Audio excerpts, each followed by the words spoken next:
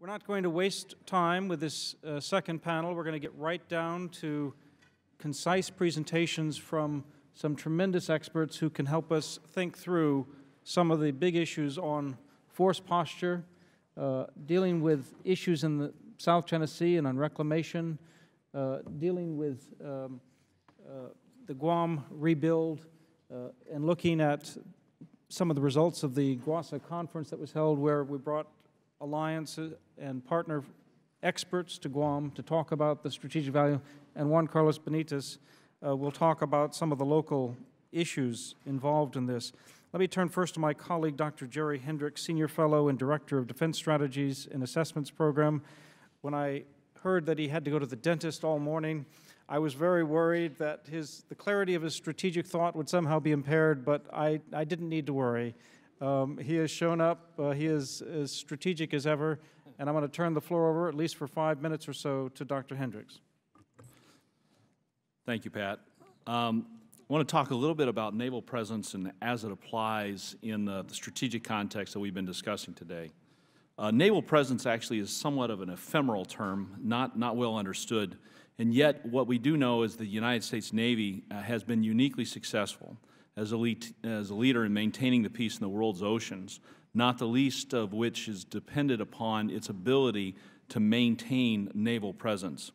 Attempts to define this term have not met with success. It's not something that's well understood, and yet it's an argument that's consistently made specifically with regard to the importance of the peacetime naval surface force and, for that matter, the rest of the force from aviation as well as submarines. Maintains somewhat of a ethereal quality, sort of a matter caught between states, neither solid nor liquid nor gas. I want to talk a little bit about how we would define that and how this applies here today. The chief component of naval presence is effect, or that act of being materially present in a particular geographic place at a particular moment in time, which is to say naval presence has both a physical and a temporal characteristics. A ship manifests itself at its maximum when it occupies a geographic location for a certain period of time. But as it departs, its effect continues, specifically as long as those there expect that it will return or other ships like that will return soon. And so there's both a coming and a going effect that deals with the Navy as it applies in the Western Pacific. The effect factor is aided most by a strategy of forward basing with regard to forward deployment coming in a distant second. No one can dispute the powerful influence of forward basing of the George Washington Carrier Strike Group as it exerts over northeastern Asia, even when that strike group is tied up in piers in Japan.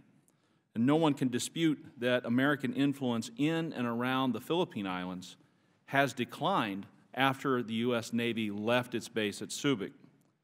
I think this has implications for us as we look at the movement of naval forces from submarines and surface craft and logistics as we begin to look at basing at Guam and in and around that area of the Pacific.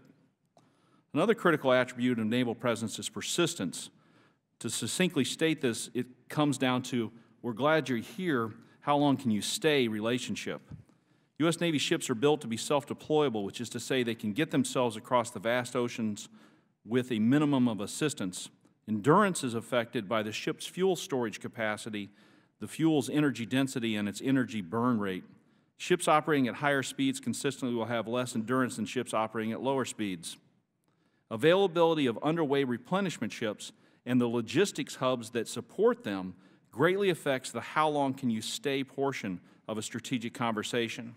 A Navy in possession of an ample number of supply ships and robust hubs will earn the trust and respect of other nations in the region in which it chooses to operate. Another aspect of presence is influence, which is to say, which can be visualized as sort of a multi-layered bubble of sensors and weapons that surrounds a naval platform and tracks with it through the oceans. Influence is broken down into three subcomponents: awareness, knowledge, and reach. Awareness can be best understood as that day-to-day life question of how far can you see. Knowledge goes beyond simple awareness to the question of understanding what it is that you're seeing. And the last element of influence is how that platform can directly alter the environment around it, which is to say kinetically or through information or through directed energy, to what degree can it influence the atmosphere around it. presence at its base level allows the United States to demonstrate its interest and to work out tensions at the lowest level in a persistent manner. Breaks in this persistence allow tensions to rise to a point where conflicts do not manifest themselves, if we use the analogy of earthquakes, as low tremors, but as a fact, a massive jolt. If there's a break in maintaining forward presence and forward deployments, then in fact we'll see those tensions rise, a new status quo is allowed to establish itself, and breaking that status quo becomes a violent act. And I think this is something that we have to look at very carefully in the Western Pacific, in the South China Sea, in the East China Sea, and in other areas of that region. The problem is that the fleet is no longer large enough to cover all areas of interest, and it's getting smaller due to platform cost rise within a flat budget. A solution would be to increase the number of semi-permanent forward base ships. 4 ships are required to keep 1 ship forward deployed from the continental United States, but only 1 ship is required if it is forward based in the region, i.e. the Japan example, and for that matter, an example that we should look at increasingly with regard to Guam. Another solution is to change the technological mix of our fleet from a high-high mix to a high-low mix that balances exquisite technologies with low-end platforms that can be purchased in higher numbers. Carrier-centric force structures, especially if the Navy fails to invest in long-range precision strike platforms, should give way to a force structure that emphasizes submarines that can operate with impunity inside the A2AD environment, and numerous low-cost platforms that can flood the zone, as it were. Quantity, we have discovered, has a quality all of its own. And this is something that's been highlighted by Vice Admiral Rowden in his discussions of distributed lethality. And at that point, I think my time has expired. Well, Jerry, thank you very much. And I invite you to go onto our webpage and read some of the absolutely provocative, brilliant work that Jerry's done on thinking through the future force structure overall, not just on the Navy. He's a recently retired naval officer and historian. So to hear him talk about theory and apply it to Asia, it's based on a deep reading of history at the same time, but time doesn't permit for that. Dr. Thomas Bickford is a former professor. He's currently at the Center for Naval Analyses, doing some of the rich work there, mostly out of the public domain, but as an analyst with the China Studies Division. So Tom, over to you. Thank you very much. What I'm going to do today is going to talk a little bit more about the land reclamation that you've been hearing throughout. An important disclaimer: the views expressed here today are my own, and not necessarily those of CNA or CNA sponsors. That's important. Okay, so we've been talking a lot about land reclamation, so I want to just fill that out a little bit more. So China has been, since last year, doing a massive land reclamation in all 7 reefs that it currently occupies in the Spratly Islands in the South China Sea. Now, a lot of other countries have also done this, or the other claimants have also done this, but nothing like on a scale. I just want to talk about that scale for a moment. As of about 2 weeks ago, according to a report publicly released by the U.S. Navy, China has reclaimed more than 900 acres, and it is continuing to do so. To put that in perspective, that, at a rough calculation, that's roughly increasing the amount of dry land in the Spratly Islands by 70%. That is a massive change in the local geography. And what that allows China to do is build a lot of facilities that would not exist otherwise. So with that reclaimed land, again, from public evidence, we're beginning to see signs of berths, so that will allow the Chinese to build berths that are sufficient for some of its naval vessels and its maritime law enforcement vessels, ships over 1,000 tons, which Dr. Hendrix can speak much more about the endurance of such ships. It allows for those ships to stay out much longer. So China already has a major advantage in terms of both naval and maritime law enforcement vessels compared to alien claimants. This simply adds on. It allows more ships to stay out longer. It can also provide facilities for rest and relaxation. It can provide bases that can help support its fishing fleets, which will have a further impact on fishing lines. It also has potentially, they can add in missile systems, electronic systems, increase their awareness of what everybody else is doing in the region. So those are all significant effects. I would also add, so it's not just about the military factors, it's also about something that really is a major challenge to basic U.S. policy, which is that however the South China Sea issues are resolved, They have to be in line with international standards, international law, and diplomacy. And this goes back to issues that Patrick and others were talking about the need to have both a military presence there, but also all the tools on a holistic approach. And this is not just a matter of getting Chinese ships out there, it is also a basic challenge to some of our basic assumptions. So among other things, it really undermines any confidence we have that China plans to adhere to the 2002 Declaration of Conduct, which says that countries will not make excessive actions that can undermine peace and stability. It lessens our confidence and the confidence of our allies and partners that China will eventually agree to some kind of legally binding code of conduct.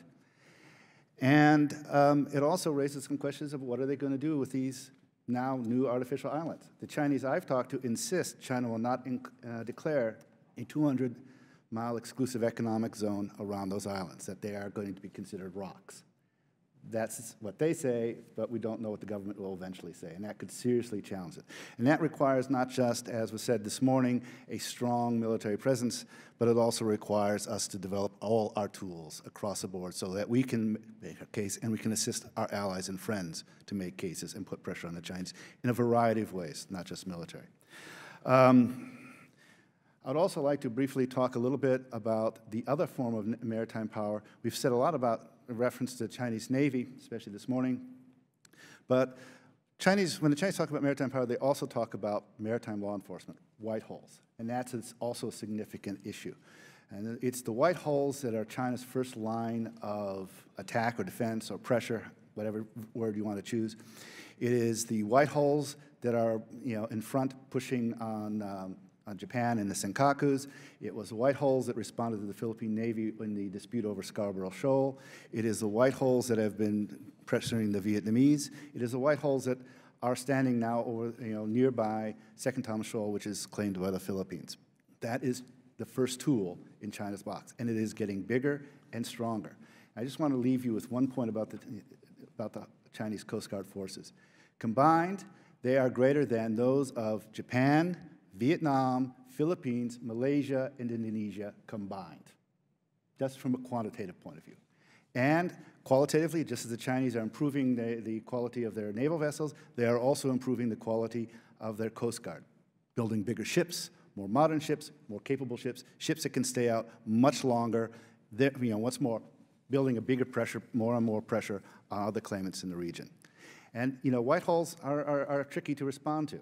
Right? Because if you send a Navy ship to respond to a Coast Guard ship, that could be regarded as escalatory. And in fact, the Chinese probably will regard that as escalatory. So it means the U.S. Navy needs to think about how it will respond to white holes as well as Chinese naval ships. And it means we need to think about how we can build our partner capacity to have their own white holes, to have at least some credible response. And I believe at that point my time is up. Thank you. Thomas, thank you very much. Wonderfully said. Shirley Kan has, for the past 25 years, been with the Congressional Research Service, and she's rebalancing to Asia, as I understand it, heading to Hawaii very shortly. But we're delighted that she was able to join us. She's an expert on the Chinese and on security issues in Asia generally. In addition to writing the definitive report on the rebalance to Guam and the rebuild, you've covered everything, and feel free to add on a couple of minutes about any lessons you want to share with us right now as you head out the door here, Shirley. Thank you. Yes, thank you. I am getting ready to rebalance myself, and I'll be getting even closer to Guam, so very excited about that. Thank you very much for the invitation to join you all, especially Paul, for this conference. Thank you very much. I'm offering some personal observations only, and also like to draw on some lessons of Lincoln 150 years after his victory. And I will be showing you how that's relevant to what we're discussing today. Defense Secretary Carter just gave an important speech in Arizona, reiterating that the rebalance really is still alive and well. However, an issue continues about whether we have a whole-of-government approach. And it is odd to me that just days before Carter spoke, we have Assistant Secretary of State Danny Russell speaking in Seattle about our policy on Asia, and he never uttered rebalance. Is the Secretary of State a firm believer in this strategic shift? Are there perhaps other realities in the real world, which we are well aware of, that might demand a readjustment? In any case, the key to the strategy is leadership. Leadership matters. Some might complain that the strategy is dominated by defense. Perhaps it's not a problem that the center of gravity is in the Pentagon. Indeed, it was Secretary Carter who painted what he called the full picture of this renewed investment in the Pacific, not just reviewing military matters. Indeed, he also stressed the strategic case for TPP as the economic component of the rebalance. Just as leadership matters, momentum matters. Secretary Carter said that the Defense Department is charging ahead with our rebalance to the Asia-Pacific. For Guam, that means there has to be progress in the realignment. An issue remains about whether the United States realistically sustains our rhetorical intentions, given the budgetary constraints. The Secretary also claimed that he is overseeing what he called the next phase of the rebalance. However, we might want to make progress in the present phase and not try to sell it as the next phase. Adapting our defense posture to be geographically distributed, operationally resilient, and politically sustainable is not new. In this realignment, U.S. forces long have focused on the strategic importance of Guam. We need to finish what we already started with our important ally, Japan. The original goals, remember this, it's kind of hard to believe now that we're into 2015. The original goals were to start construction on Guam by 2010 and to complete the relocation of 8,000 Marines from Okinawa to Guam by 2014. However, the Marines' relocation did not occur by 2014. Now, a later relocation of Marines to Guam will start in the first half of the 2020s. China has tried to raise doubts about our rebalance. It is critical for U.S. credibility and leadership to accomplish the mission in the realignment, not just for relationships, but to strengthen alliances. That is the objective. Another objective is for shared security. And U.S. and allied security depends on strong U.S. forces and strong alliances, not on any friendship in Beijing. Moreover, despite sanction after sanction, summit after summit, and we're looking at a state visit later this year from Beijing, China has not changed fundamentally its approach to North Korea. This threat persists against the United States and our allies. As Secretary Carter warned, we need to counteract an increasingly dangerous and provocative North Korea. And Senator McCain just reaffirmed this increasing threat. To accomplish this objective, to strengthen shared security, I would like to address some misperceptions. First, about China. The impasse with Japan that started in 2009 over the realignment to Guam raised concerns about China's misperceptions of weakened U.S. alliances that could affect stability. Also, with the planned move of significant numbers of Marines from Japan to Guam, the PRC could misperceive pushing a U.S. quote-unquote retreat from the first island chain to the second island chain. We need to dispel such dangerous misperceptions. We need to send strong signals that the United States will stand up for our national security and that of allies and partners. We need to send the right message about Washington's willingness to support its allies and partners in the Asia-Pacific. We also need to limit the military-to-military contacts with the PLA and not invite its participation to any exercises based at Guam.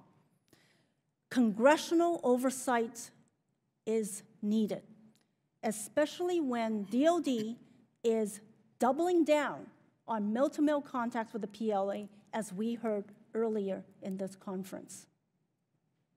There are issues about whether legislation is adhered to. Second, on Japan, it is important to realize that despite the dispute on Okinawa over the US-Japan plan for an FRF, Japan has budgeted for its contributions to the Marines' move. This is an important point. This is real money and a consistent commitment from an important ally to pay its fair share for security. Third, in Congress, congressional leadership has been a critical component for this realignment, not an obstacle. By 2011, members of Congress raised concerns that included Japan's impasse, the expanded costs, and the delay in the realignment, even as strong U.S. military presence and readiness remain critical in the region. In May 2011, Senators Levin, McCain, and Jim Webb called for a review of plans to restructure the military forces in Japan, the ROK, and Guam. This point about Congress is important. It was only after this critical congressional catalyst for attention to the realignment that President Obama issued in January 2012 the defense guidance for the strategy that we now call rebalancing. And further, this strategy raised Guam's profile as a strategic hub, but it didn't start with the rebalance. And it's going to continue with or without the rebalance. But of course, Guam is now an important component of what we now call the rebalance as the strategic shift. Congress can continue to play a really important and key role for this strategy. Fourth, there has been progress. This is also an important point for dispelling misperceptions. Contrary to much press reporting that accused the three senators as criticizing plans and trying to freeze or delay or put on hold the plans, a goal of the senators' proposal to review the basing plans was precisely to address concerns, to cut costs, and to make progress. The congressional action was a catalyst when the realignment to Guam faced an impasse and strong U.S. military presence remained critical in Asia. They were not trying to hold things in a frozen state. They were trying to make progress. And there has been even more recent progress. Last August, DoD finally submitted to Congress a master plan to execute the Marine Corps distributed laydown on Guam as required by the FY 2014 NDAA.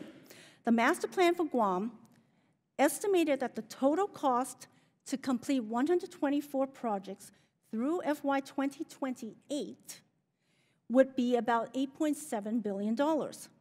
Then using this amount as the cap on the cost, in December, the House and Senate Armed Services Committees agreed in the FY 2015 NDAA on language that removed restrictions on the use of funds of not only the United States, but also that of Japan, to implement the realignment of Marines to Guam.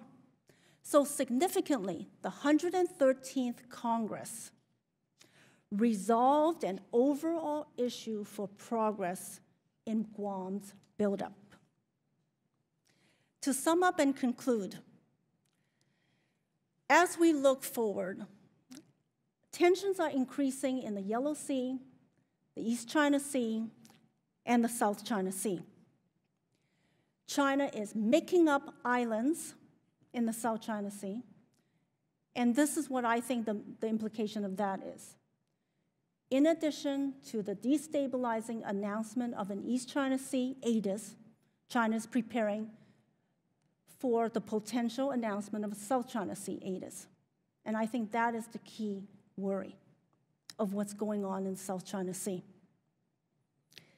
The PLA's posture also remains focused on the Taiwan Strait, where in Taiwan, there will be another presidential election in January 2016. China stresses its goal of reaching critical economic and military benchmarks by 2020, which include the capability to fight and win potential conflicts covering those that might relate to Taiwan. It is more urgent than ever to implement the rebalance by supporting a forward presence and signaling a sustained commitment to our allies. Guam has played a key role even before and definitely after the articulation of the rebalance. American leadership and credibility and security are at stake. And I'd like to stop here and just offering some thoughts for discussion. Thank you. Shirley, thank you very much for those details and how sometimes very specific plans really are questions of credibility and alliance strength and future power. And I think Paul Giara is going to take that issue up a notch, both in terms of his work on Guam and GUASA, but really broader Asia-Pacific strategy, the maritime strategy from decades ago. Paul, what you've done, including the redefinition of the U.S.-Japan alliance in the past, this is very topical as we're talking about the new defense guidelines that will be issued in New York on the 27th, a week from Monday, at a 2+2 meeting, in light of what Shirley Kan has just talked about in terms of Japan's critical role on rebalancing. So an old friend, Paul Giara, will now take 5 minutes. Who came up with that limit anyway? Thank you, Patrick. As I mentioned this morning, GUASA has hosted 2 of these conferences in Guam, the first with U.S. experts and the second combining American experts with Asian experts from the region. I'm going to try to very briefly summarize some of the high points. I can't possibly do justice to the richness and the depth of those conversations. Excuse me.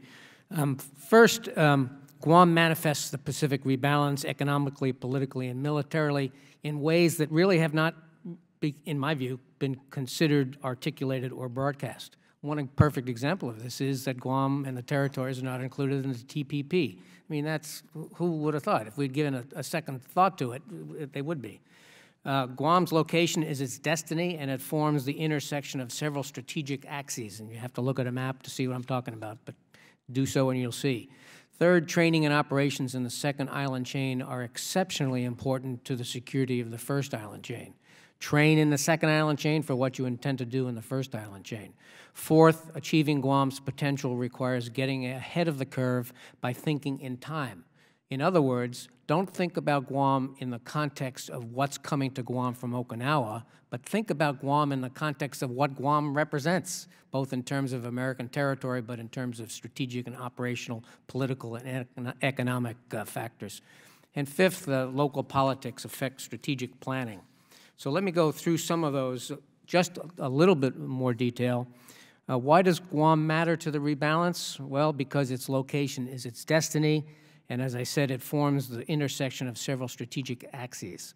If you look at the map, and if the map is carefully annotated, you realize that Guam is the new midway, not the midway point literally, but the midway island point in in past history.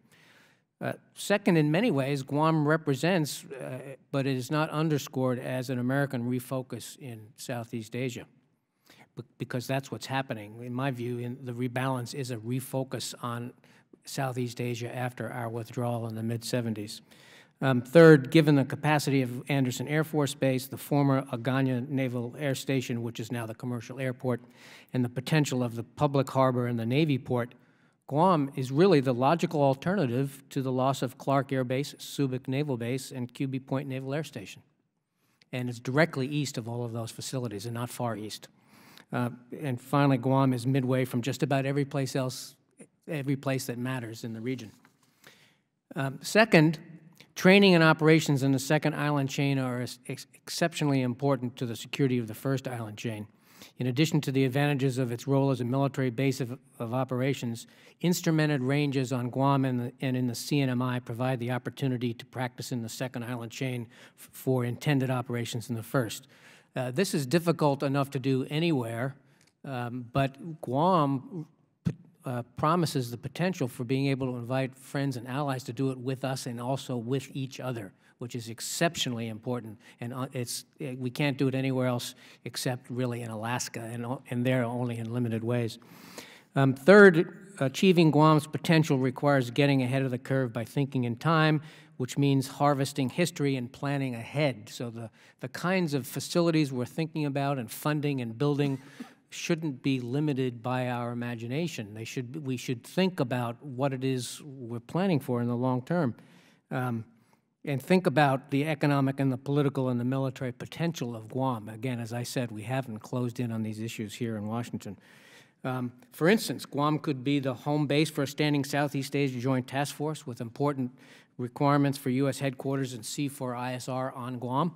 Integration with allies on and around Guam and the CNMI for operations and training suggests that Guam-based U.S. Joint Task Forces and its C4ISR structure could be extended to combined allied structures and command and control infrastructure.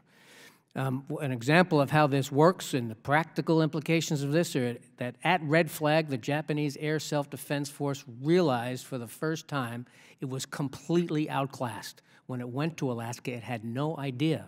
But when it saw that it was blind and deaf in air operations, it really changed its whole doctrinal approach. So these are the kinds of things that we can look forward to. Fourth, the local effect upon strategic planning is really important. Now, baseball is a game of failure. 1 hit in 3 at-bats over time is considered extraordinary. And like baseball, most base relations and plans have failed over time. As often as not, strategic success turns on the ongoing and very carefully cultured local relationships with host communities. It's not any different in Guam. Relevant local community cases for the U.S. that I can think about that apply to this that we should learn from are at Villegas in Puerto Rico, and there's nothing left of the former Puerto Rican military complex. Futenma, where there's been virtually, as you all know, virtually no progress after 19 years. And in the CNMI, where training range issues there currently are very, very significant and very sensitive politically.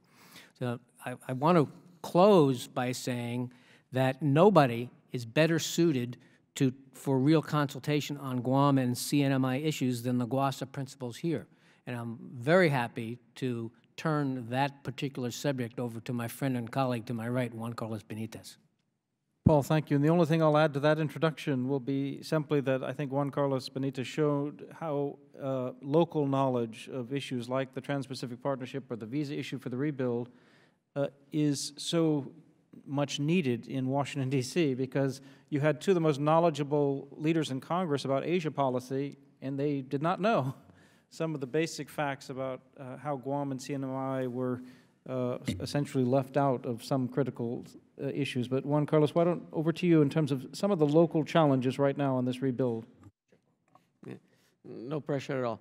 First thing I would do is just echo Shirley's comments 100%. And for me, the most important thing locally is this rebuild needs to start now. And it's a change from rhetoric to actual boots on ground and shovel on earth.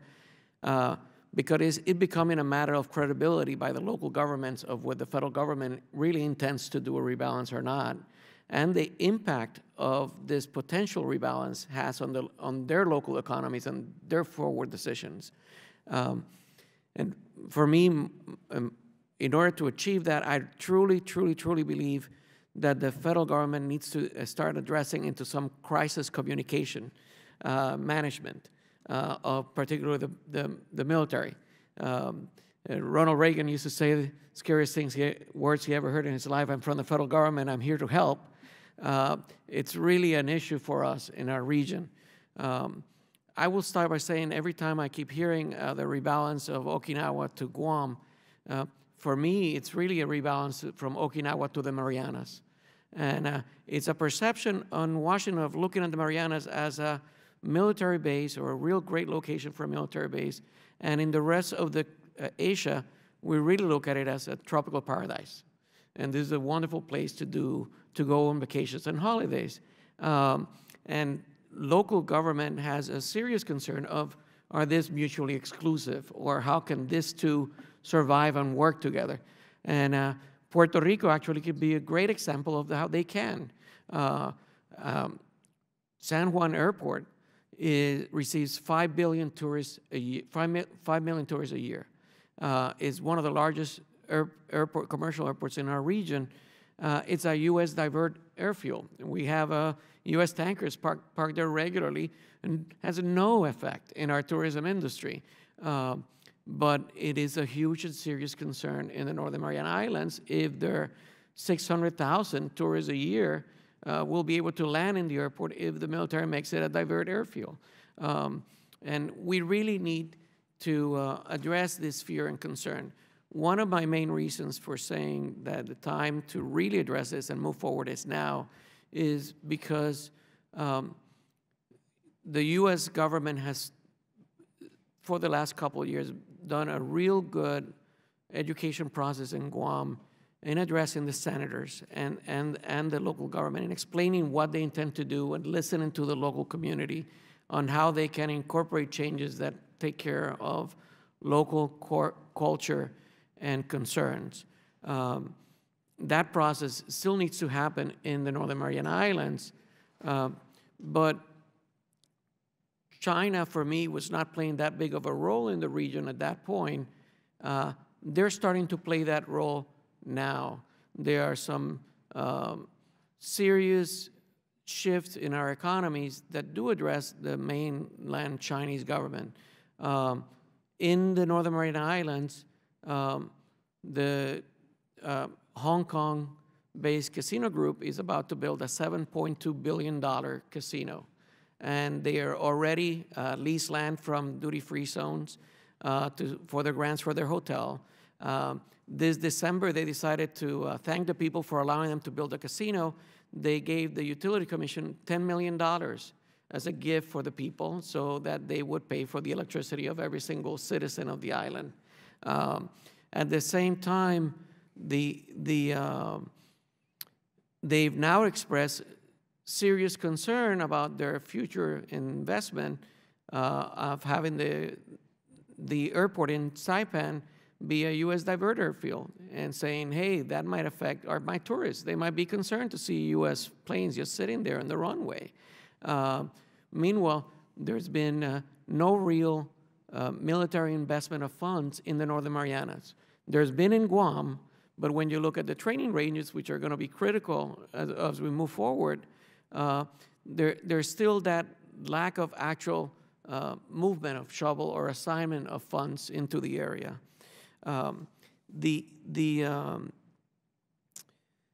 When we go then and look at Guam, we have a Taiwanese group that now has decided to start acquiring major chunks of our tourism industry.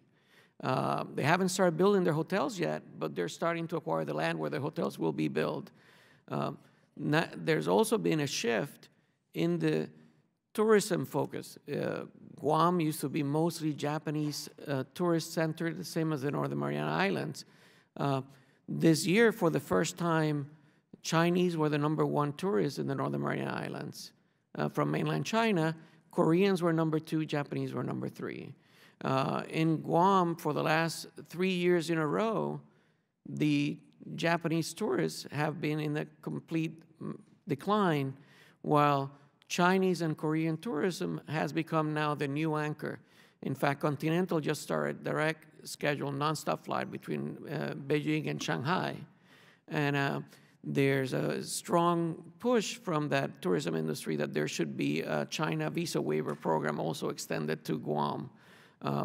So when you look at that, then you look at the Guam companies. Guam companies were burned in 2010. There were huge investment made by the local population and local businesses for this upcoming redevelopment of Guam for the Marines.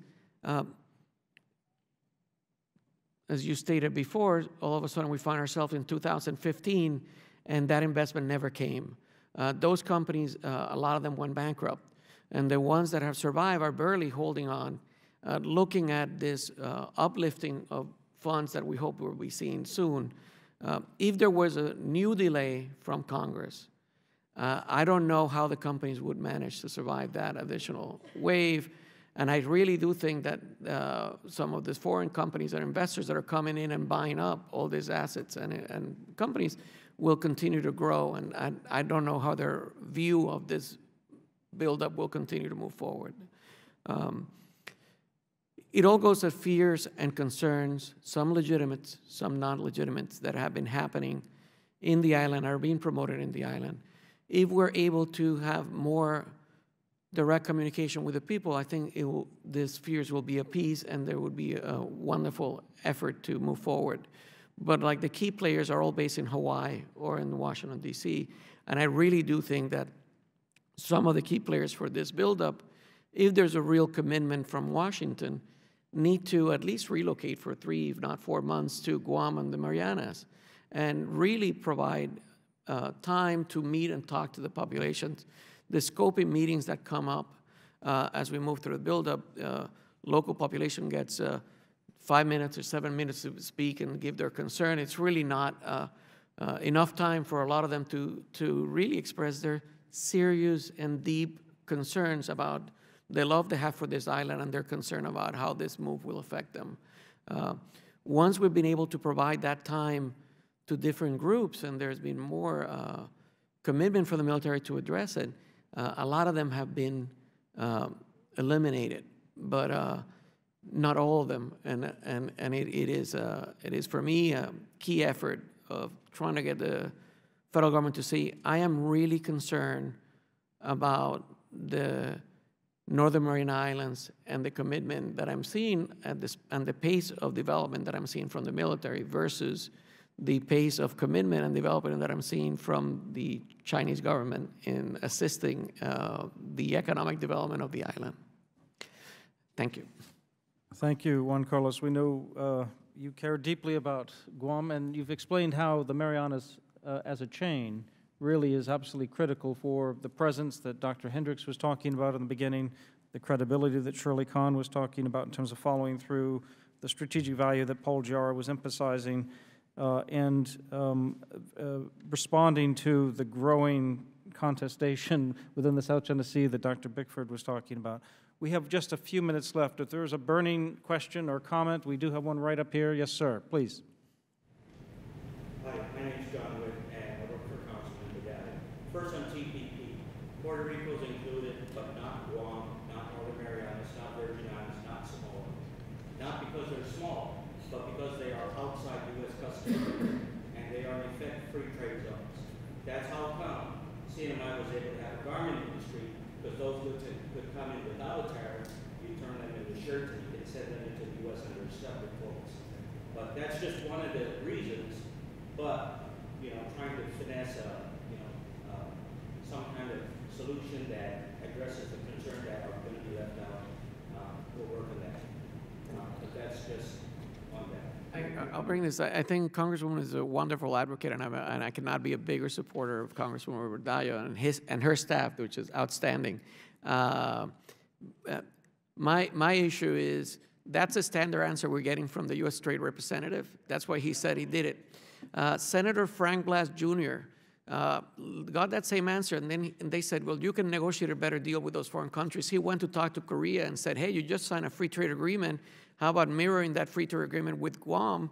And the USTR sent him a letter, says, cease and desist, you're not authorized to enter into any form of agreement with any country outside of the United States. So are we allowed to negotiate with them and do even maybe just the same and mirror agreement with them, or are we not? And if we're not, then we should be part of the TPP.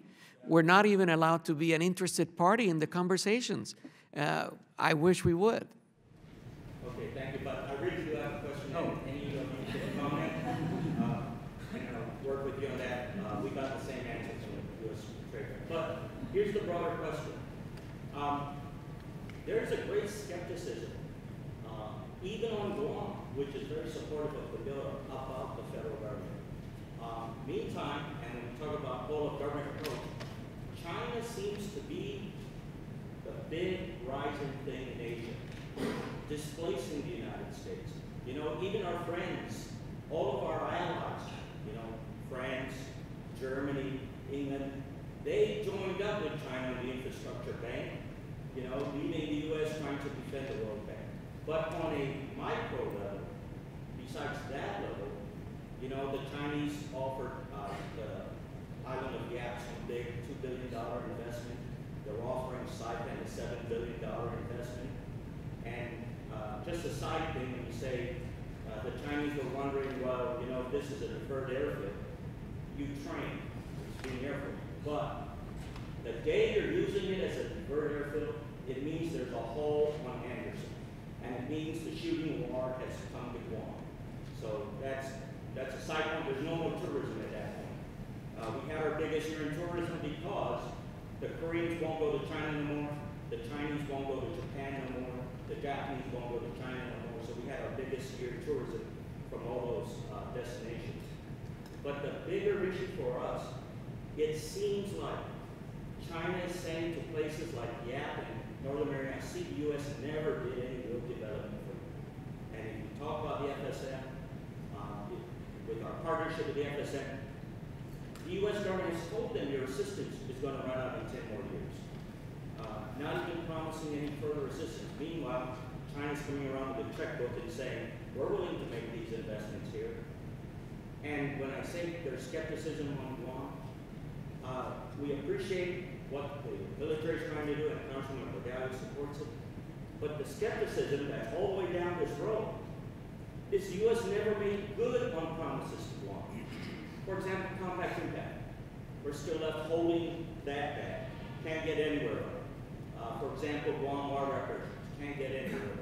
It seems that the skepticism runs deep, even in our islands, even in Micronesia.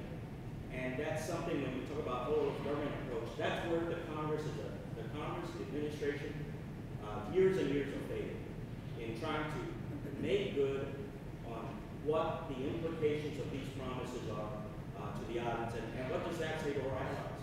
I mean, if that's how American citizens on Guam do it, I mean, how much skepticism is there with our allies? Any comments?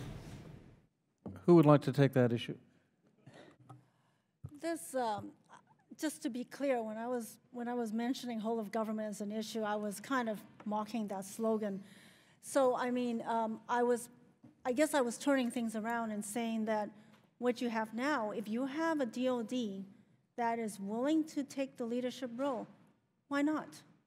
And I'm saying, you know, if it's not necessarily a problem that defense dominates, if leadership matters, and what's new is you have a Secretary of Defense who's been there and is willing to show some commitment. And so perhaps that is the new element that could be leveraged.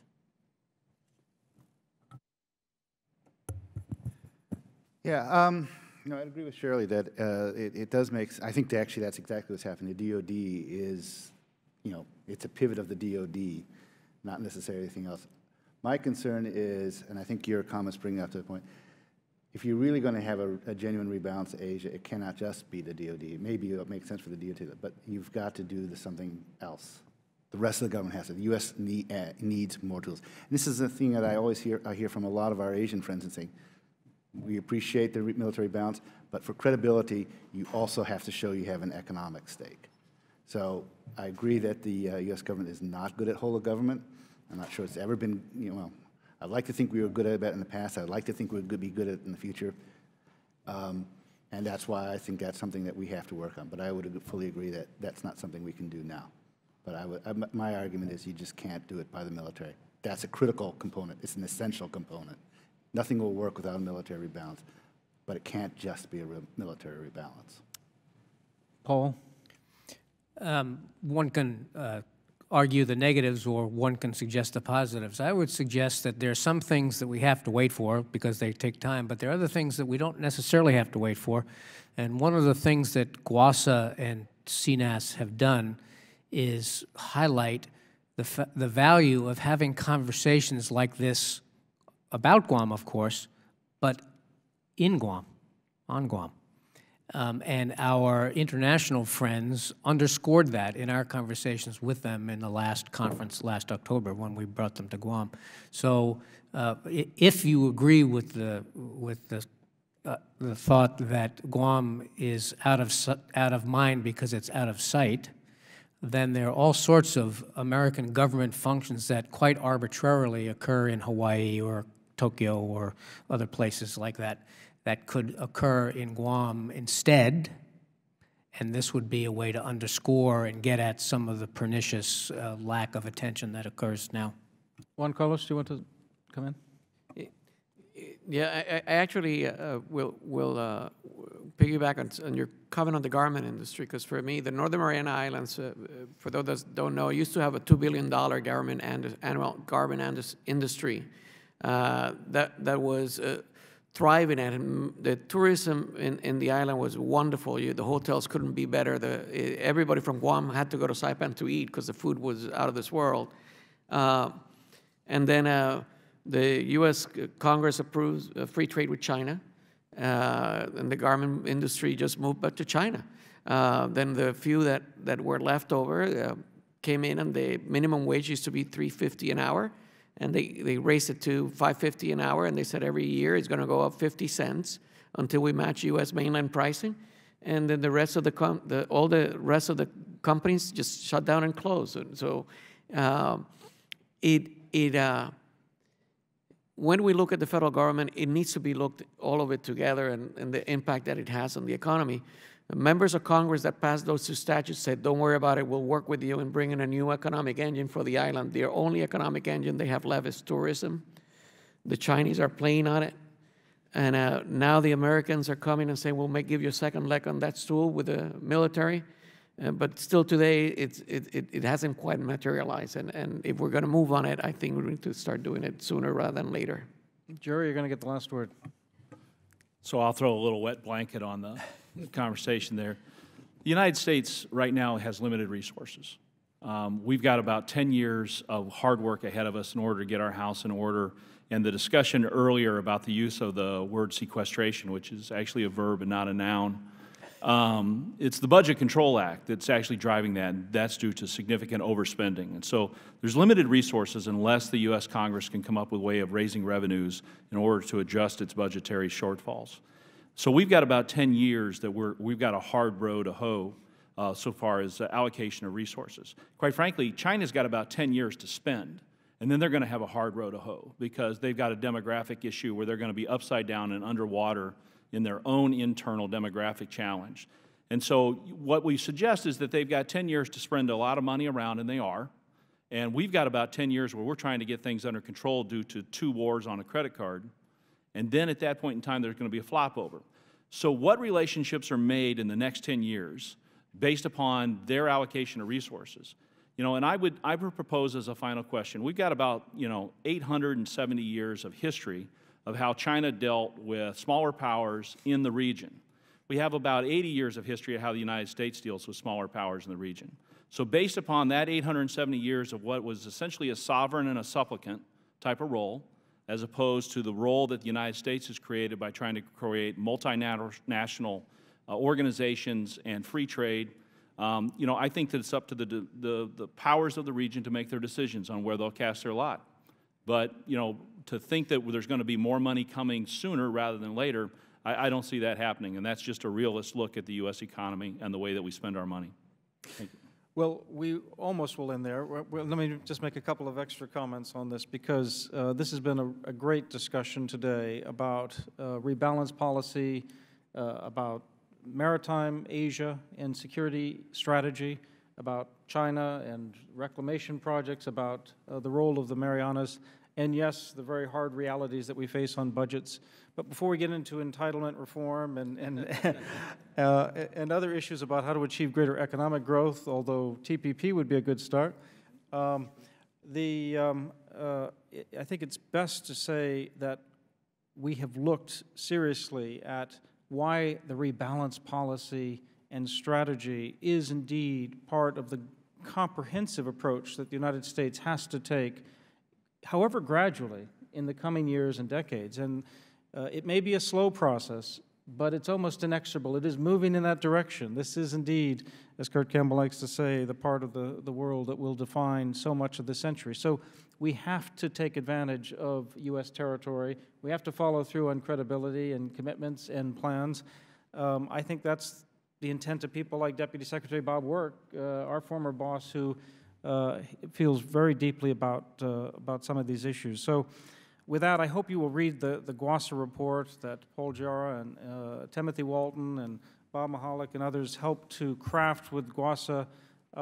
It provides some great sort of ideas and insights from an international conference that was unique. And I think Paul Giara made a very good suggestion, which is that the potential for hosting more meetings, whether it's Coast Guards of the region, militaries, civil military, whole of government discussions is endless, and those things don't have to wait at all for heavy construction to move in. I have more to say about the Asian Infrastructure Investment Bank and other issues in other forums. Let me just thank GUASA and Paul, the panel. Let me especially thank my colleagues on the Asia team, Dr. Eli Ratner, Alexander Sullivan. We're sorry you're going to be going to do a doctorate. Somehow Dr. Ratner and I could not stop you from that. I know that's still a few months away, but we're going to be losing you, so if you want to apply for a great position at CNAS, it'll be posted soon. Hannah, we can't say enough about what you do as the program coordinator, and I hope we thank you as well as all the panelists here today. Thank you so much.